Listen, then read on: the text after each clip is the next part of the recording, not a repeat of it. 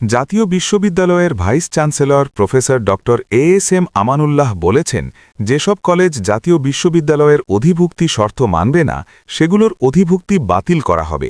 এক্ষেত্রে কোনো আপত্তি গ্রহণ করা হবে না। হবিগঞ্জ সার্কিট হাউসে জেলার বিভিন্ন কলেজের অধ্যক্ষ ও শিক্ষক এবং পরিচালনা পরিষদের সভাপতি ও সদস্যদের সাথে মতবিনিময়কালে তিনি এসব কথা বলেন। এছাড়া গত মঙ্গল ও বুধবার জাতীয় বিশ্ববিদ্যালয়ের ভাইস চ্যান্সেলর হবিগঞ্জ জেলার বাহুবল, নবীগঞ্জ এবং বানিয়াচং উপজেলার ৮টি কলেজ পরিদর্শন করেন এবং কলেজের অধ্যক্ষ ও শিক্ষকদের সাথে মতবিনিময় করেন। প্রফেসর আমানুল্লাহ বলেন, শিক্ষার্থীদের ভবিষ্যৎ বা চাকরিদাতা প্রতিষ্ঠান ও শিল্প কারখানার চাহিদা বিবেচনায় না নিয়ে শিক্ষকেরা শুধু তাদের পছন্দের বিষয় অধিভুক্তির চেষ্টা করেন, যা মোটেও কাম্য নয়। তিনি বলেন, চতুর্থ শিল্প বিপ্লবের চাহিদা পূরণে বিবিএ ও সিএসই সহ বিভিন্ন প্রফেশনাল বিষয়ে জনবলের সংকট তৈরি হয়েছে, কিন্তু সেসব বিষয়ে অধিভুক্তির দাবি কম।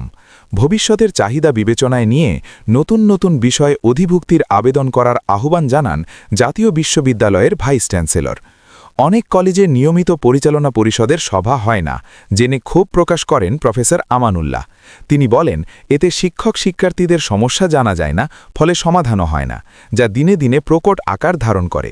এছাড়া নিয়মিত সভা না হলে শিক্ষক শিক্ষার্থীদের সুযোগ সুবিধা বাড়ানোর কোনো পদক্ষেপ গ্রহণ করা যায় না, ফলে তারা বঞ্চিত হন, যা তাদের হতাশা বাড়ায়।